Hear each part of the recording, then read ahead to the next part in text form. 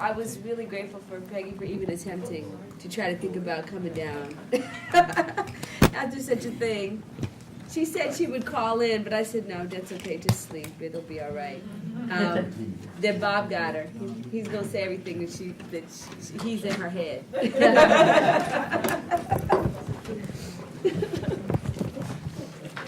So which one of you guys, who wants to go first? You'll go first? Okay. All right, we're on. Well, I'm going to talk about sustainable food systems, and I want to start, and I'm going to talk about it at the community level, even though I think that these are integrated across sustainable food systems. And that is that food is a community issue. It is not a household or individual decision or issue, and that's the way we consider it today, as a household level decision, as an individual action, but really it is a community issue. And this idea that this grows out of the idea that everyone in a community has the right to be able to eat healthy, affordable, sustainably produced food. Okay, now we haven't ratified that in a lot of legal terms. In fact, the U.S. is pretty far behind on that.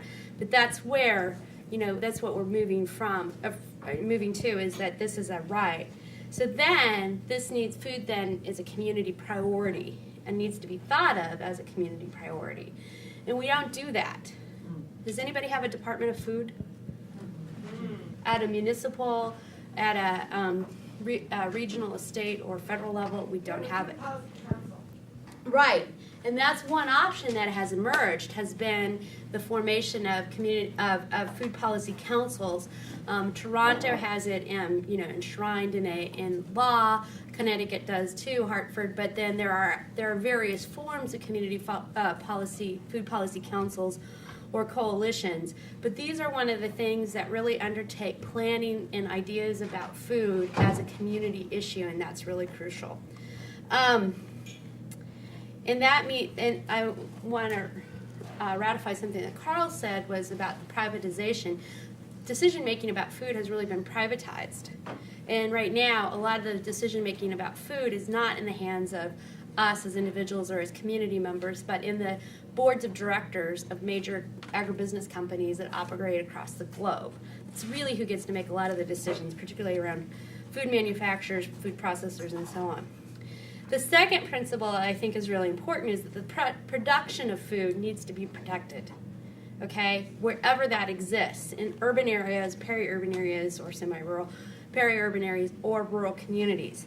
And that means that we have to protect the natural resources that produce food. And there was a recent editorial by Wes Jackson and Wendell Berry about a 50-year farm bill would talk about soil as a national resource, which I can tell you is an incredibly shrinking resource that is a real problem that we need to address. But we have to protect the natural resources that produce food: soil, water, seeds in terms of genetic materials. Seeds and livestock need to be protected and enhanced. And there are policies around farmland protection, green spaces, and so on. There's credits, potentially we could use credits for rebuilding soil. We need to really think about publicly available seeds and breeds, which are really crucial actually in maintaining a sustainable food system. And I won't even get into the protections afforded right now in the seed industry by really bad intellectual property regimes. But the same thing is happening to our livestock.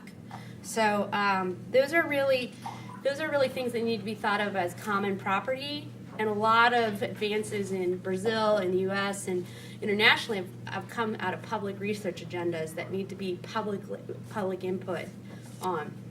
So we have these kind of two principles that are really important. But the policies need to support two very fundamental ideas around transforming food systems. And one is knowledge, and one is infrastructure. And I'm going to talk about both of those. Knowledge about our food and food system is incredibly lacking. We've really given it up to experts who are food manufacturers or somebody else. So we don't have a lot of what I would call self-efficacy about food. We don't know how to cook it, we don't know how to grow it, we don't know how to process it, we don't know how to store it, we don't know how to distribute it very well. We've given it up to experts, and that needs to come back into us as participants in that whole knowledge system. And we don't even know how to get rid of waste through composting and things like this. These very basic ideas, if we want to go back to the deep remembering that we talked about earlier, very basic ideas that human beings have passed through culture for a long time, we've really lost. And so we're going to have that kind of knowledge in order to have healthy, sustainable foods that are rooted in our place in our culture. So policies are going to have to impact that knowledge, right? These are simple policies, even as requiring home economics, don't even call it home ec, call it something else. But those basic nutrition and cooking skills that girls used to have to take, right? But nobody has to take now. But requiring those, because they are just as important as science and math skills, requiring those kinds of things. Those are very simple things. To community production classes, to supporting peer-to-peer networking among growers, among eaters, to business planning and accounting systems, support for education for those kinds of things. These are all really important in order to regain the knowledge necessary to affect our capacity as communities to transform our food systems. And then we have the whole system of infrastructure. And what we've really done in this system is destroy the infrastructure that allowed places to connect together in a community or regional way. And we've oriented infrastructure so that now we can buy grapes from Chile, right? But we can't buy them sometimes from California, but we can't buy them from Missouri. Even though we can grow grapes, not maybe the grapes we're used to, but we can grow them, right? But we can't store them and transport them. We can't do these kinds of things because we don't know how anymore, or we don't have it together. So by infrastructure, I mean land, trucks, warehouses, stores, equipment, and regulations.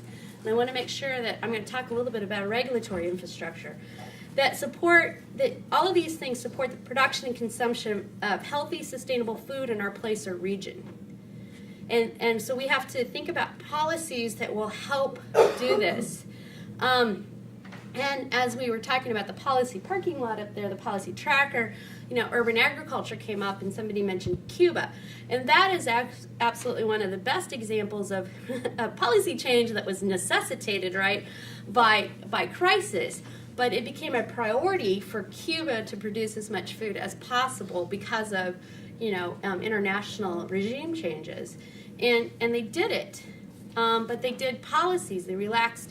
They had business policies, they had production policies, they had all kinds of things in place. So we're going to have to talk about zoning, different kinds of zoning, right?